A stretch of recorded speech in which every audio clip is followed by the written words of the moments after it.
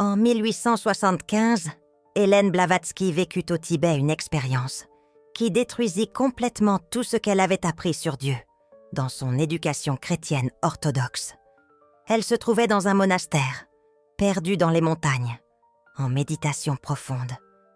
Lorsque le maître Kuthumi, un être d'une sagesse immense, lui apparut et prononça des paroles qui la firent pleurer pendant 3 jours entiers. Il lui dit « Hélène, tu as passé ta vie entière à chercher Dieu à l'extérieur de toi, dans les temples, chez les prêtres, dans les rituels, dans les livres sacrés. Mais Dieu n'a jamais été à l'extérieur. Dieu est à l'intérieur. Et la raison pour laquelle tu n'arrivais pas à le sentir, c'est parce que tu ne savais pas regarder en toi. Tu étais tellement occupé à prier un Dieu extérieur que tu as ignoré le Dieu qui vit au plus profond de ton âme. Et alors, Kuthumi révéla quelque chose d'encore plus choquant. Il dit « La plupart des gens sur cette planète ne ressentiront jamais Dieu à l'intérieur d'eux. Non pas parce que Dieu n'est pas là, mais parce que la fréquence de leur âme est trop basse. Ils vivent tellement plongés dans la matière, tellement identifiés à leur ego, tellement distraits par le monde extérieur, que la voix de Dieu en eux est complètement étouffée. Mais toi, Hélène, tu es une âme rare. Et les âmes rares ont une fréquence différente. Vous pouvez entendre ce que les autres n'entendent pas, sentir ce que les autres ne sentent pas. Et quand vous apprenez la technique correcte, vous pouvez entrer en communion directe avec la divinité qui habite en vous. Avez-vous déjà ressenti cela? Êtes-vous déjà allé à l'église? Avez-vous prié? Avez-vous suivi tous les rituels? Avez-vous fait tout ce qu'il fallait selon la religion? Mais au fond de vous, vous avez ressenti un vide? Comme si Dieu n'était pas réellement là. Comme si vos prières étaient des mots jetés en l'air, que personne n'écoutait? Et vous vous êtes culpabilisé. Vous avez pensé que c'était de votre faute, que vous n'aviez pas assez de foi, que vous étiez trop pécheur. Mais la vérité que Hélène a découverte est complètement différente. Vous ne faisiez rien de mal. Vous cherchiez simplement au mauvais endroit, dans les prochaines minutes. Vous allez découvrir quelque chose qui va bouleverser tout ce qu'on vous a enseigné sur la spiritualité. Vous allez comprendre pourquoi la religion organisée ne veut pas que vous sachiez où Dieu vit réellement. Vous allez apprendre les 7 signes biologiques et énergétiques qui prouvent que Dieu est vivant en vous, à cet instant précis. Et vous allez recevoir le protocole exact de 9 minutes que Hélène a appris des maîtres pour activer la communion directe avec l'étincelle divine qui habite au centre de votre âme. Parce qu'il y a une différence entre croire en Dieu et sentir Dieu. Et les âmes rares ne sont pas venues ici pour croire. Elles sont venues pour sentir, pour expérimenter, pour ne faire qu'un avec la divinité qu'elles ont toujours été. Alors restez avec moi jusqu'à la fin. Parce que ce que vous allez entendre ici ne se trouve dans aucune Bible, dans aucun catéchisme, dans aucun sermon du dimanche. Cela se trouve dans les enseignements secrets qu'Hélène a reçus directement des maîtres ascensionnés et qui ont été cachés à l'humanité pendant 150 ans, parce que cette connaissance libère et les institutions religieuses ne veulent pas de personnes libres. Elles veulent des personnes dépendantes. Commençons par ce qui s'est passé ce jour de 1875, au Tibet. Hélène était arrivée au monastère, après des semaines de voyage, à travers des montagnes glacées. Elle était épuisée, affamée, blessée. Mais elle ne s'arrêtait pas, parce qu'elle avait reçu un appel intérieur. Une voix qui la réveillait toutes les nuits, à 3 heures du matin, en disant « Viens, tu dois apprendre quelque chose qui va changer ta vie et la vie de milliers de personnes. » Quand elle arriva finalement, les moines la reçurent, comme s'ils l'attendaient déjà, et l'emmenèrent dans une salle de méditation, au sommet de la montagne, où l'air était si rare. Il était difficile de respirer. Là, elle passa 7 jours en méditation continue, sans manger, sans dormir, simplement assise en position du lotus, respirant, essayant de faire taire son esprit. Le 7e jour, quelque chose se produisit. Hélène décrivit cela dans ses journaux personnels, qui furent retrouvés en 1952 dans les archives de la Société théosophique. Elle écrivit « Soudain, je sentis une présence derrière moi, une lumière dorée, emplit la salle. Et quand j'ouvris les yeux, je vis un être de lumière. Il n'était pas physique, mais il était plus réel que n'importe quoi de physique que j'ai jamais vu. Il irradiait une paix que je n'avais jamais ressentie, une sagesse dont je savais instantanément qu'elle venait de plan, bien au-delà de celui-ci. Cet être était Kuthumi, l'un des maîtres ascensionnés de la grande fraternité blanche. Et il apparut à Hélène à ce moment-là, parce qu'elle était prête. Son âme avait atteint une fréquence suffisamment élevée pour supporter la présence d'un maître, sans se désintégrer. Et la première chose que Kuthumi fit fut de toucher la poitrine d'Hélène, exactement au centre du cœur. Et quand il toucha, Hélène sentit quelque chose qu'elle n'avait jamais senti auparavant. Une explosion de lumière en elle, comme si une porte, qui était restée verrouillée toute sa vie, s'était ouverte soudainement. Et par cette porte, elle sentit quelque chose d'immense, quelque chose d'infini, quelque chose qu'elle ne pouvait décrire, que, comme Dieu, elle écrivit « J'ai toujours cru en Dieu ». Mais à ce moment-là, je n'avais plus besoin de croire, parce que je le sentais. Dieu n'était plus une idée, n'était plus une croyance. C'était une présence vivante en moi. Et cette présence n'était pas petite, n'était pas limitée. Elle était aussi vaste que l'univers. C'était comme si l'univers entier s'était effondré dans ma poitrine. Et en même temps, j'étais effondrée, à l'intérieur de l'univers. Il n'y avait pas de séparation. J'étais Dieu. Dieu était moi. Et tout ce qui existe était cette unique conscience, s'expérimentant à travers d'infinies formes. Hélène s'évanouit.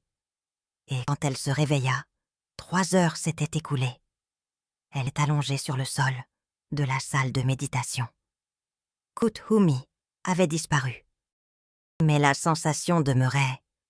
Le Dieu en elle n'était pas retourné, là où il était avant, parce qu'il n'était jamais parti. Il avait toujours été là. Elle ne savait simplement pas comment y accéder. Et c'est là qu'Hélène comprit quelque chose de dévastateur. Elle réalisa qu'elle avait passé 30 ans de sa vie à prier un Dieu extérieur.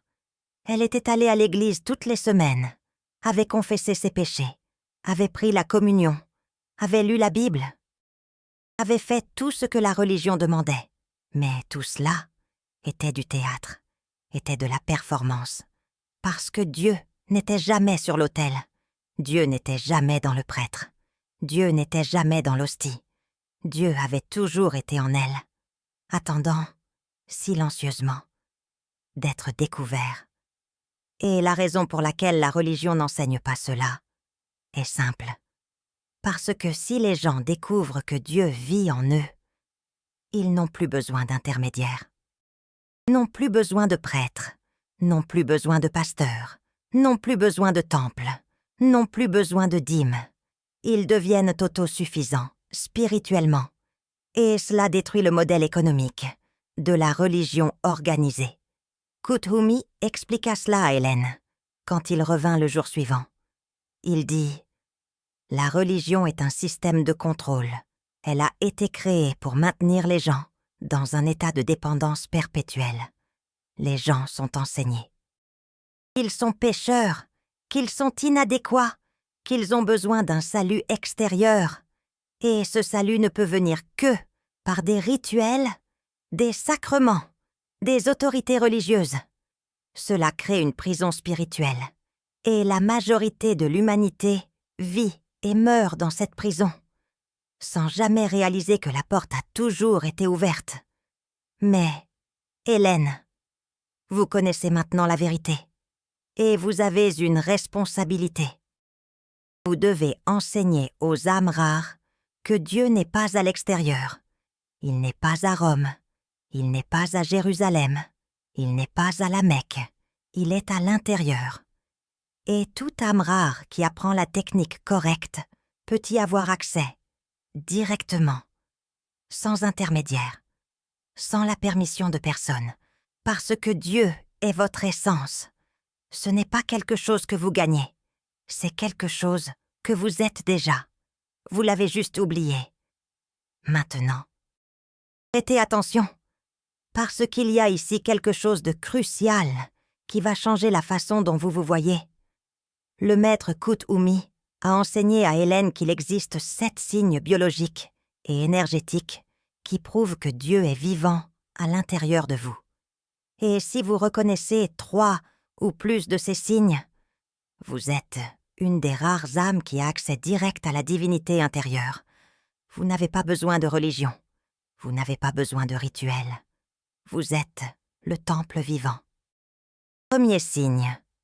Vous sentez une présence à l'intérieur de votre poitrine. Ce n'est pas le cœur physique, c'est plus profond. C'est comme s'il y avait quelque chose qui respirait à l'intérieur de vous, en plus de votre propre respiration. Quelque chose qui observe, quelque chose qui sait, quelque chose qui est toujours éveillé, même quand vous dormez. Ce n'est pas de l'imagination, c'est le Dieu à l'intérieur de vous qui signale sa présence. Mais la plupart des gens ignorent cela, parce qu'ils sont trop occupés avec des pensées, avec des préoccupations, avec du bruit mental. Deuxième signe. Vous avez des moments de paix inexplicables. Vous êtes au milieu du chaos. Tout autour de vous s'écroule. Mais à l'intérieur de vous, il y a un calme profond, comme si vous étiez ancré à quelque chose de plus grand. Cela arrive parce que le Dieu, à l'intérieur de vous, n'est pas affecté par le monde extérieur. Il est éternel, immuable.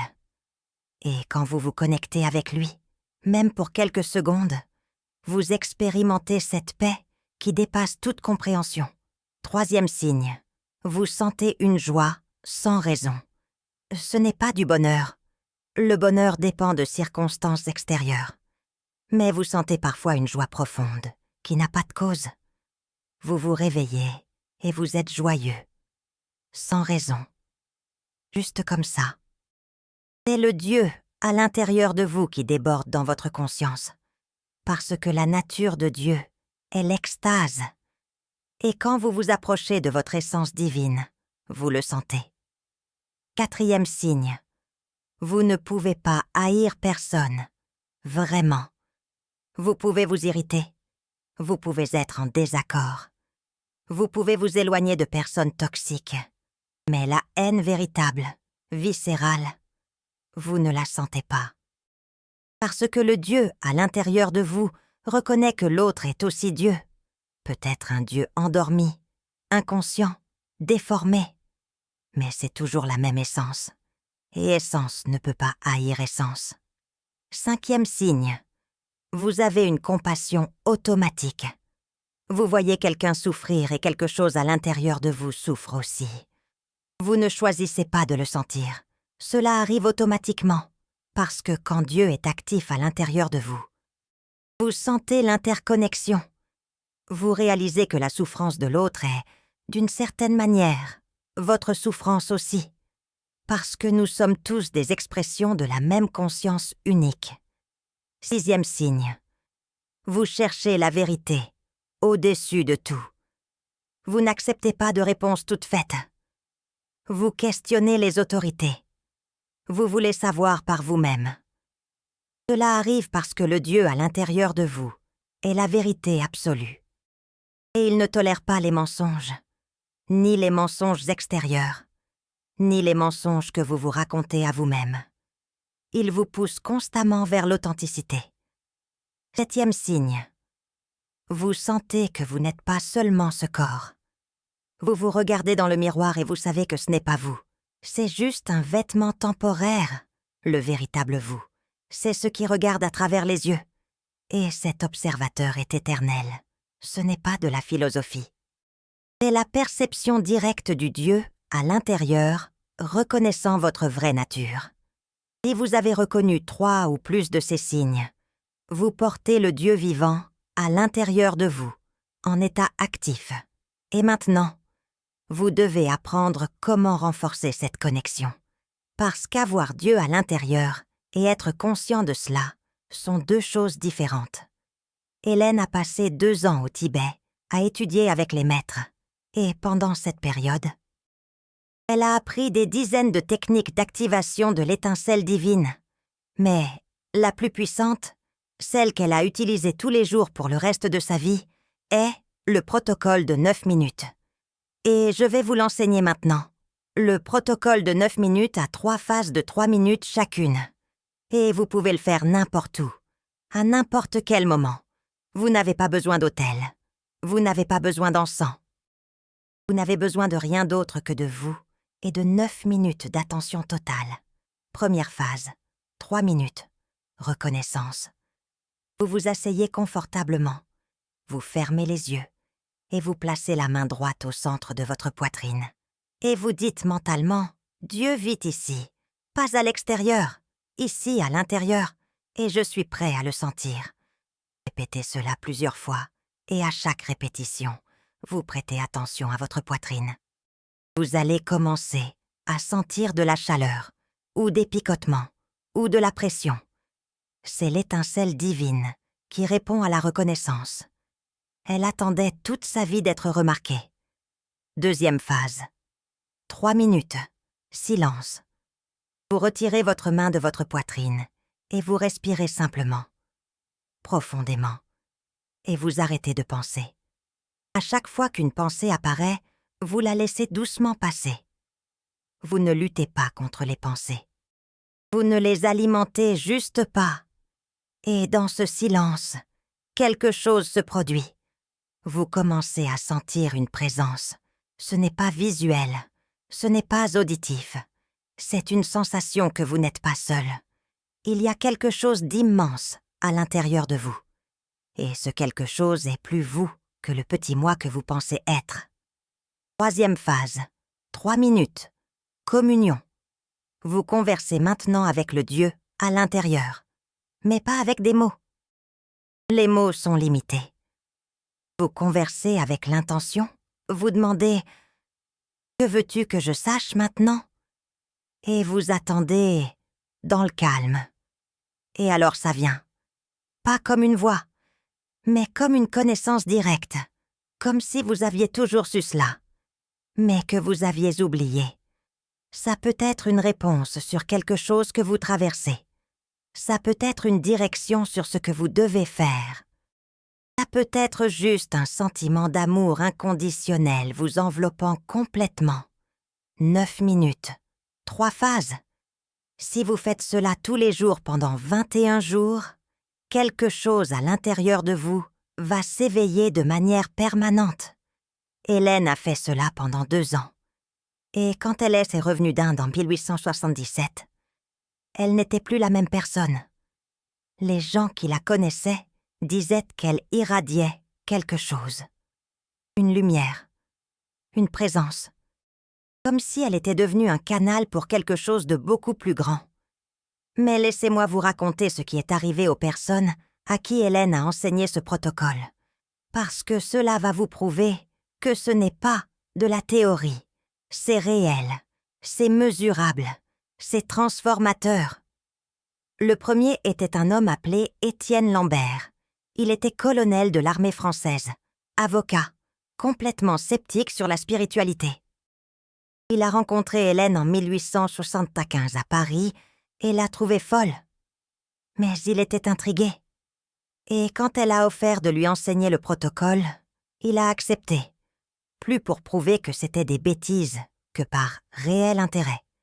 Étienne a fait les 9 minutes pendant 21 jours, et il a tout documenté dans son journal personnel qui a été publié en 1895. Durant les 7 premiers jours, il n'a rien senti, aucune présence, aucune paix, aucun Dieu. Il a pensé. Je le savais. Ce n'est que de l'imagination, mais Hélène lui avait dit « Continue ». Parce que le Dieu intérieur ne se révèle pas au moment de l'ego. Il se révèle quand vous êtes vraiment prêt. Au 8e jour, quelque chose a changé.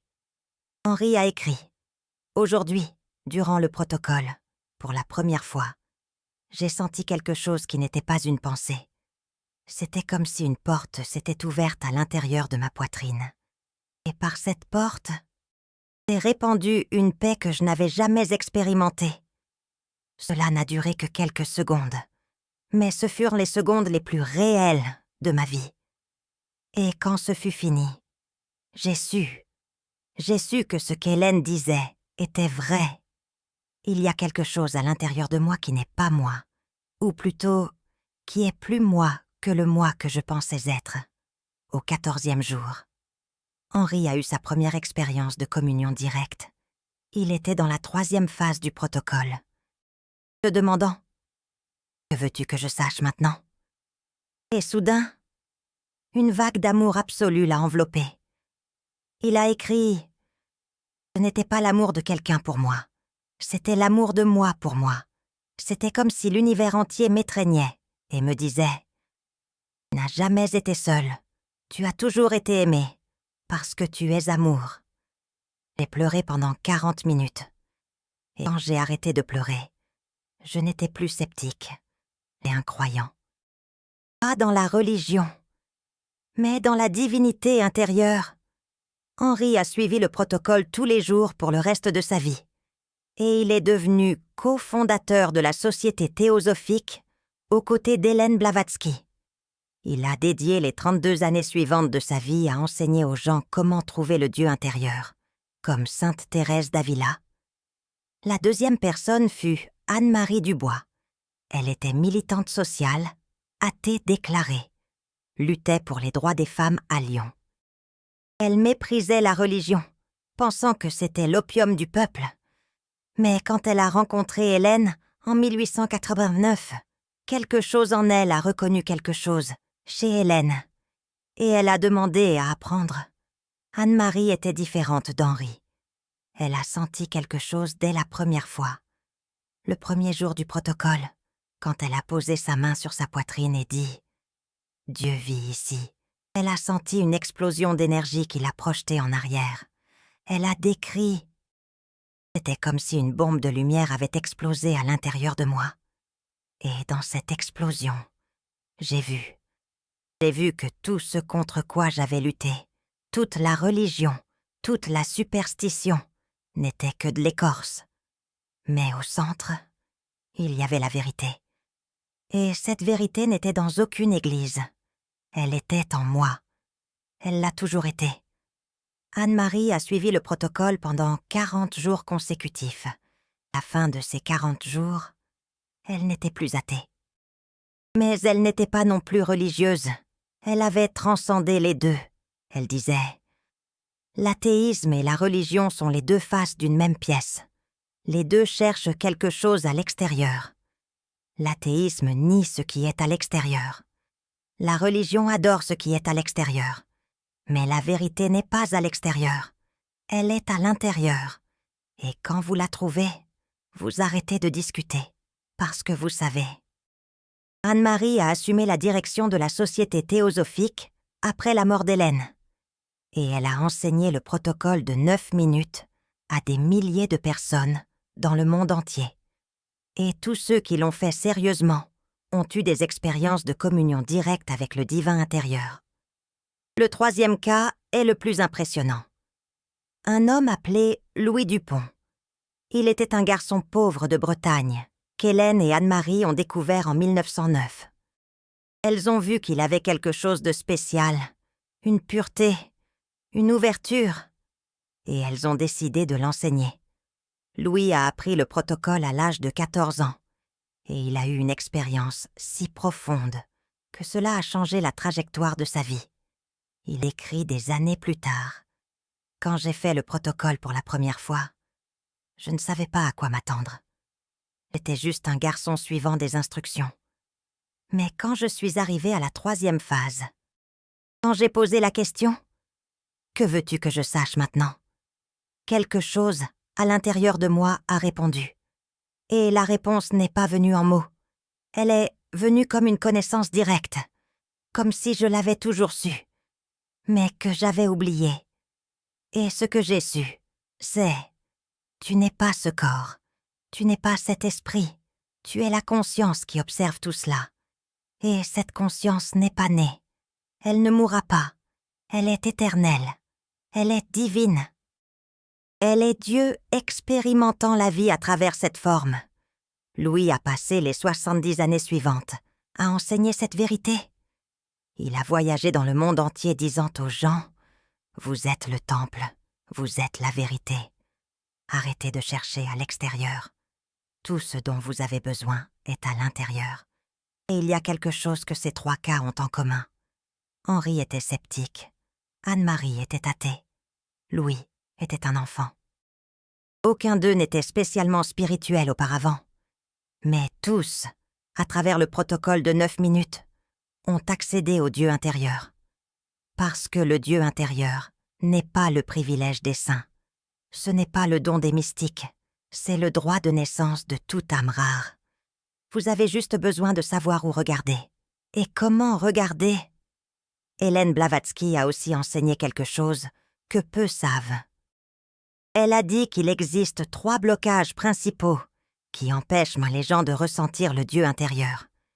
Et si vous supprimez ces 3 blocages, la connexion se produit naturellement, automatiquement, sans effort. Premier blocage, l'identification aux pensées. La plupart des gens croient qu'ils sont leurs pensées. Je pense, donc je suis. Mais Hélène a dit « Non, vous n'êtes pas vos pensées. Vous êtes celui qui observe les pensées. Et quand vous réalisez cela, quand vous créez une distance entre vous et votre esprit, le Dieu intérieur émerge. Parce qu'il était toujours là. Vous étiez juste tellement occupé à penser que vous ne pouviez pas le percevoir. Deuxième blocage, l'attachement à l'ego. L'ego est l'identité que vous avez construite tout au long de votre vie. Votre nom, votre histoire, vos réussites, vos traumatismes, votre personnalité. Et l'ego a peur de Dieu. Parce que Dieu dissout l'ego. Quand vous vous connectez avec le divin intérieur, vous réalisez que tout ce que vous pensiez être n'est qu'un rôle que vous jouez. Et l'ego lutte pour survivre. Il crée des doutes, il crée des distractions, il crée la peur. C'est pourquoi tant de gens abandonnent le protocole dans les premiers jours. Parce que l'ego est en panique. Troisième blocage, la recherche d'expériences extraordinaires. Beaucoup de gens commencent le protocole en espérant voir des lumières. Entendre des voix, avoir des visions. Et quand cela ne se produit pas, ils pensent que cela a échoué. Mais Hélène Blavatsky a dit « Le Dieu intérieur n'est pas un spectacle. Il est subtil, il est silencieux, il est comme une présence douce, comme un parfum. Vous ne le voyez pas, vous ne l'entendez pas, vous le sentez. Et si vous êtes trop occupé à attendre des feux d'artifice, vous perdez la quiète majesté du divin qui se révèle gentiment. Alors si vous allez suivre le protocole, supprimez ces 3 blocages. Observez vos pensées sans vous identifier à elles. Lâchez l'ego. Permettez-lui d'être dissous. Et n'attendez pas d'expériences extraordinaires. Soyez simplement présent, ouvert, réceptif. Et le Dieu intérieur fera le reste. Et il y a quelque chose qu'Hélène Blavatsky a découvert qui va vous choquer. Elle a réalisé que plus vous activez le Dieu à l'intérieur de vous, plus vous devenez incompatible avec les systèmes religieux externes. Parce que la religion est basée sur la peur, la culpabilité, l'obéissance. Mais lorsque vous avez un accès direct à Dieu, vous ne ressentez plus de peur, vous ne ressentez plus de culpabilité, et vous n'obéissez pas aveuglément. Vous devenez spirituellement souverain. Et c'est pour cela qu'Hélène a été si violemment attaquée par l'Église. Elle ne prêchait pas l'athéisme. Au contraire. Elle disait que Dieu existe, mais pas là où ils prétendent qu'il est. Et cela était plus dangereux que l'athéisme. Parce que si les gens découvraient qu'ils sont des temples vivants, qu'ils peuvent avoir une communion directe avec le divin, l'Église perdrait tout son pouvoir. Hélène Blavatsky, dans son œuvre monumentale, La doctrine secrète, a écrit ceci. Écoutez attentivement. La plus grande hérésie n'est pas de nier Dieu, c'est d'affirmer que vous êtes Dieu. Mais ce n'est pas une hérésie, c'est la vérité la plus profonde de l'univers. Vous n'êtes pas séparé de Dieu, vous êtes une expression de Dieu, une vague dans l'océan infini de la conscience divine. Et quand vous réalisez cela, tout change. Vous arrêtez de demander, vous arrêtez de supplier, vous arrêtez de vous sentir petit, parce que vous reconnaissez que le pouvoir qui a créé des galaxies réside en vous. Et il y a toujours été. Mais il y a un avertissement.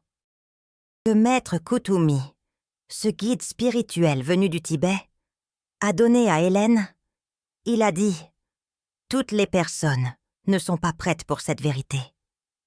Certaines ont encore besoin de la religion externe, parce qu'elles n'ont pas encore développé la maturité spirituelle pour être leur propre guide. Et si vous forcez cette vérité sur elles, vous causerez plus de dommages que de bien. Alors, enseignez-la seulement à ceux qui sont prêts, à ceux qui ressentent déjà l'appel. Aux âmes rares qui sont en train de s'éveiller. Et si vous écoutez ceci maintenant, vous êtes prêts, parce que votre Dieu intérieur vous a conduit jusqu'ici. Il a reconnu la fréquence de ce message, et il veut que vous vous réveilliez complètement. Et si cette connaissance change quelque chose en vous, YouTube offre ce cœur doré juste en dessous, les super thanks. Quand une âme rare en reconnaît une autre à travers ce geste, il se crée ce que Hélène Blavatsky appelait la chaîne dorée, un courant de lumière entre les âmes anciennes. Ce n'est pas une question de valeur, c'est une question de reconnaissance. C'est une âme qui dit à une autre « Je vois le Dieu en toi, tout comme tu vois le Dieu en moi ». Chaque super thanks renforce ce courant d'éveil collectif, un véritable acte de communion divine. Maintenant, je vais vous raconter quelque chose qu'Hélène a découvert dans les dernières années de sa vie. Quelque chose qu'elle a écrit dans une lettre secrète à Annie Besant en 1890. Elle a dit « Annie, j'ai découvert que le Dieu intérieur n'est pas seulement une présence passive, il est actif. Il veut être utilisé, il veut s'exprimer à travers vous. Et plus vous le laissez couler, plus de miracles se produisent dans votre vie. Pas des miracles externes, donnés par un Dieu distant, mais des miracles que vous créez vous-même, parce que vous opérez à partir de la source de tout pouvoir. Hélène a listé 5 façons pratiques de laisser le Dieu intérieur s'exprimer à travers vous. Et si vous appliquez ces 5 façons dans votre vie quotidienne, vous deviendrez une force de la nature. Première façon, parlez à partir du silence. Avant de dire quoi que ce soit d'important, faites une pause intérieure. Connectez-vous au Dieu intérieur. Et laissez les mots venir de cet endroit. Vous remarquerez que vos mots auront un poids différent, un pouvoir, parce que ce ne sont plus vos mots.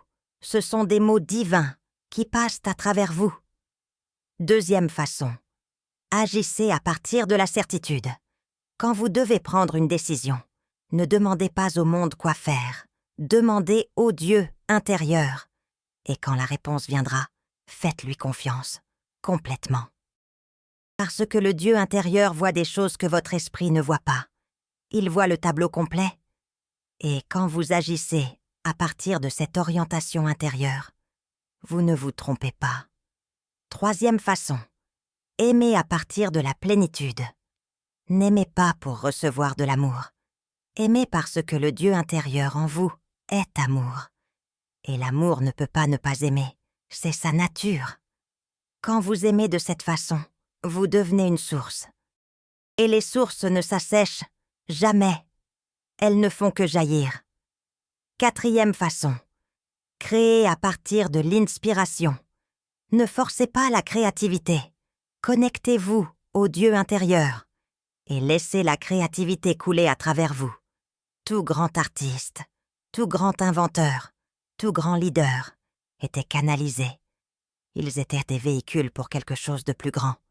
Et vous pouvez l'être aussi. Cinquième façon, reposez-vous à partir de la confiance. Arrêtez de lutter. Arrêtez de contrôler, remettez tout au Dieu intérieur. Et ayez confiance qu'il prend soin de vous. Parce qu'il le fait, il l'a toujours fait, et il le fera toujours. Vous avez juste besoin de vous écarter du chemin. Hélène Blavatsky a pratiqué ces 5 façons, jusqu'au jour de sa mort, en 1891. Et les personnes qui étaient avec elle dans ces derniers moments ont dit qu'elle est morte en souriant, et que les dernières paroles ont été « Je vois, j'ai toujours été cela, et vous l'êtes aussi. N'oubliez pas que Dieu n'est pas dans les cieux. Il est en vous, et il y a toujours été. Quel signe de votre Dieu intérieur avez-vous le plus ressenti? Écrivez-le dans les commentaires. D'autres âmes comme vous ont besoin de savoir qu'elles ne sont pas seules. Et si vous avez reconnu que vous portez le divin en vous, partagez cette vidéo, parce que quelque part, il y a une âme rare. Elle se réveille maintenant, et elle a besoin d'entendre ceci. Elle a besoin de savoir que le temple qu'elle a cherché toute sa vie a toujours été son propre cœur